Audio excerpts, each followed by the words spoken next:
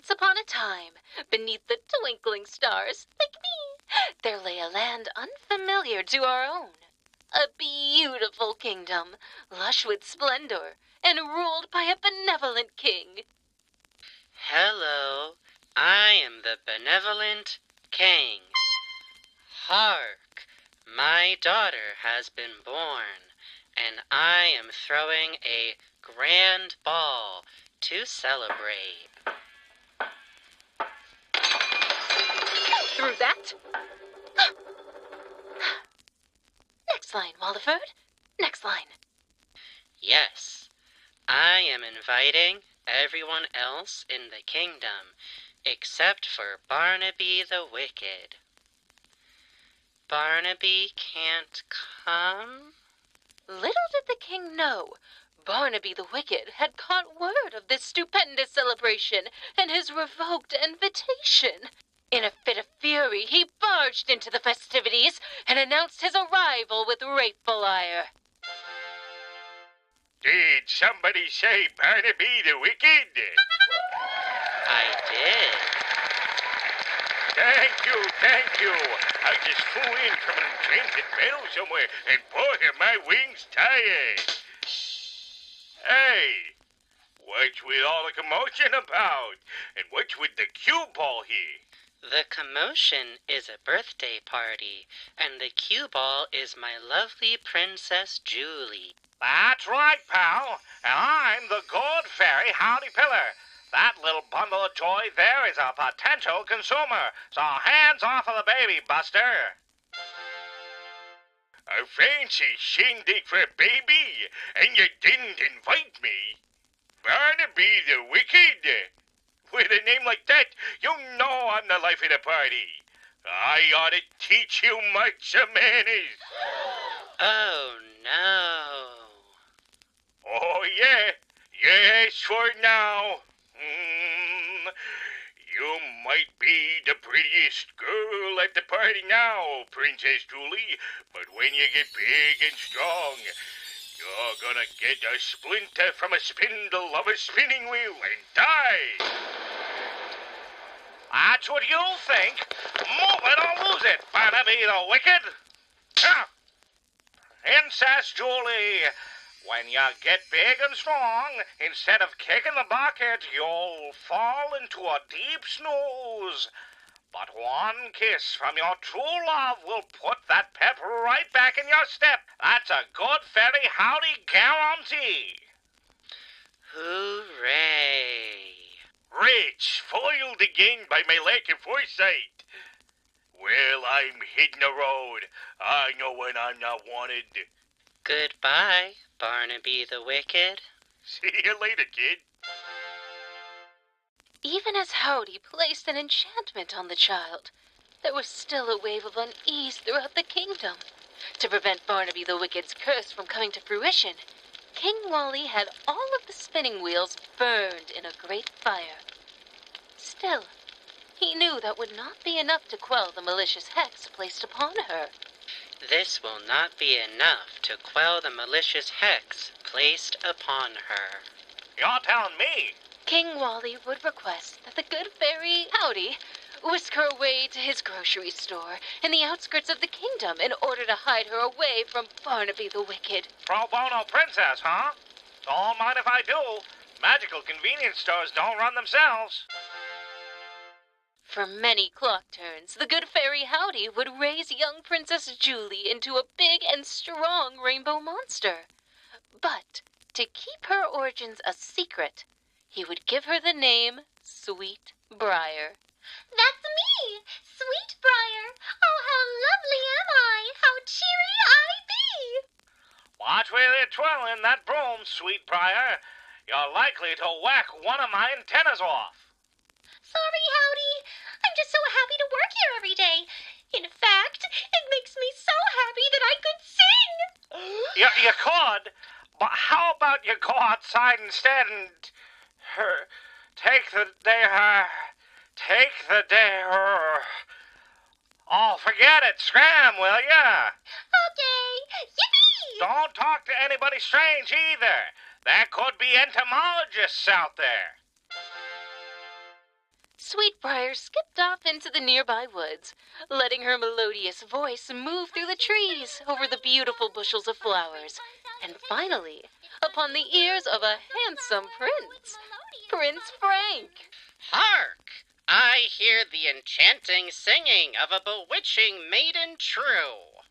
The bewitching maiden is me, but I'm no witch. I'm Sweetbriar. So you are. I've been pleasantly enraptured with your unique warbling, my sweet Briar. I'm Prince Frank. It's a pleasure to meet you. Golly, a prince? But what is a prince doing out here? The script called for it. My sweet Briar, will you dance with me amongst the flora and fauna and serenade me with your lovely voice? You bet your behind I will.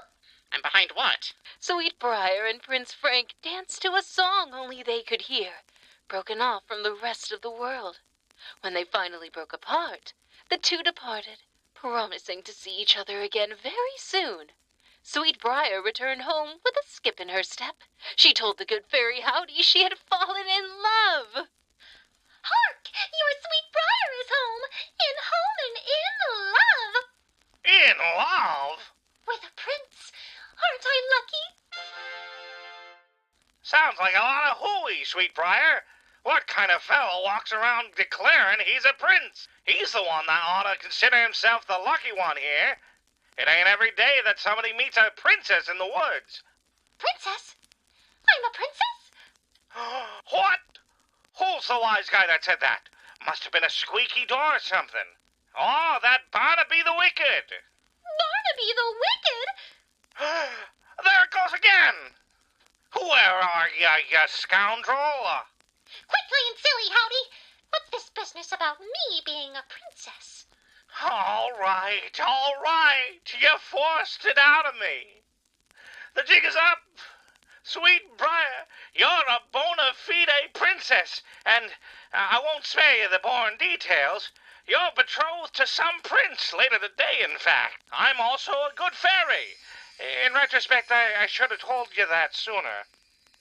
That explains the little wings and wand. But Howdy, I can't marry somebody else. I'm in love. You're about to be in the castle, getting betrothed, young lady. Get your fantastical and whimsical fairy tale shoes on, and let's hit the road. Woe is me. Boo-hoo. Wah! Oh, boo-hoo on the road. We're gonna be late. Sweetbriar, or as we know her now, Princess Julie, was escorted back to the castle from where she had been born. Unfortunately for the good fairy Howdy, King Walliford was nowhere to be seen. As the fairies searched about the castle for the king, Princess Julie wandered around the castle on her own. It did not take long for her to run into a curious figure, a seemingly old dog sitting at a spinning wheel. Ooh. Is that a spinning wheel? No, it's an elephant. Of course it's a spinning wheel.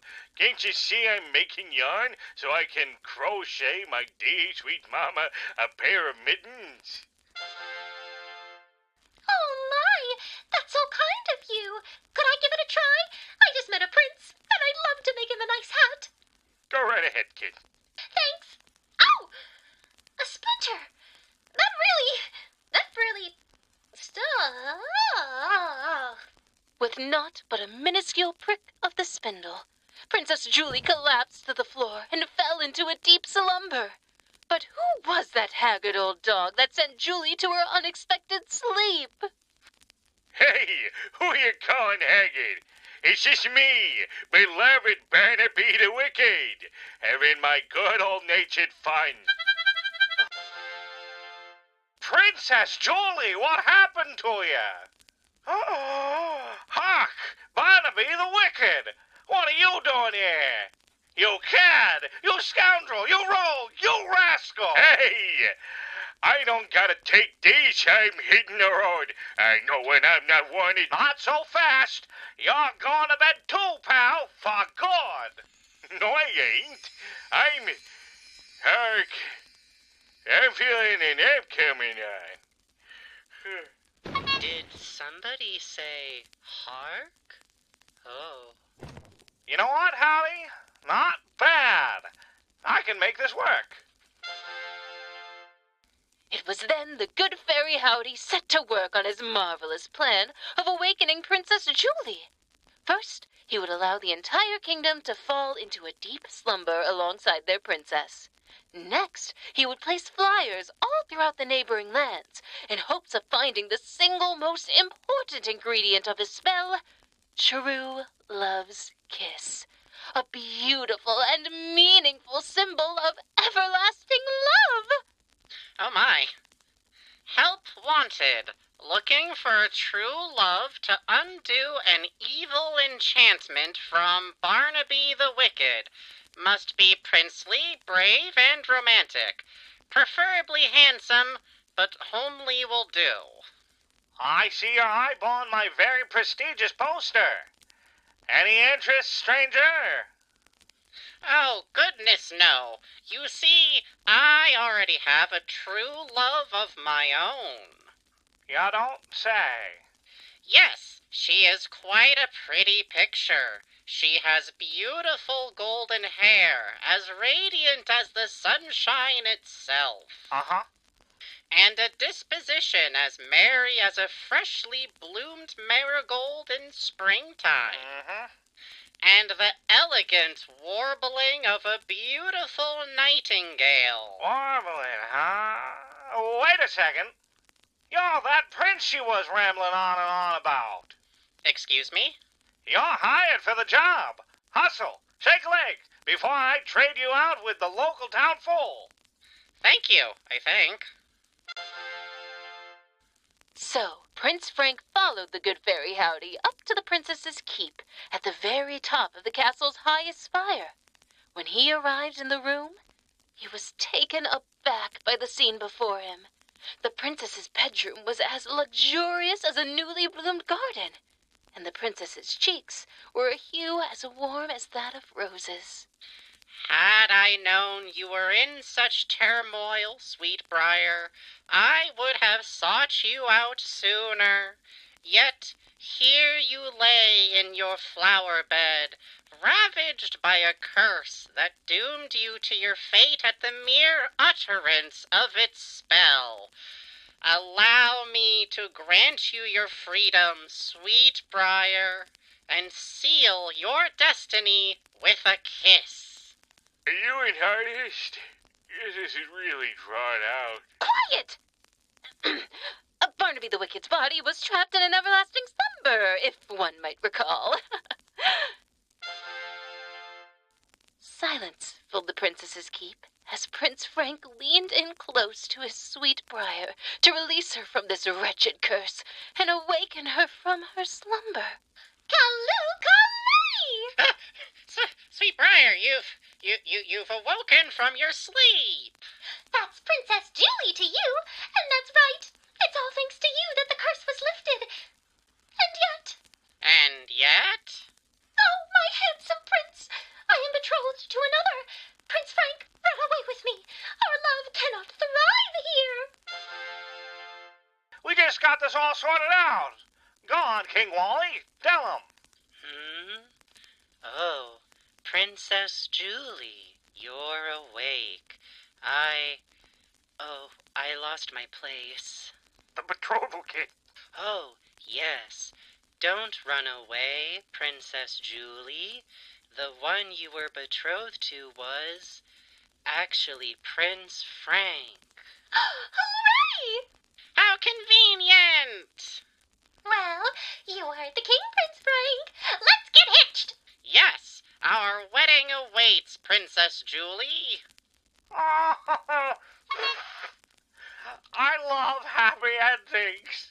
Wait, mate. Chopped liver. No, you're dead. Oh, good.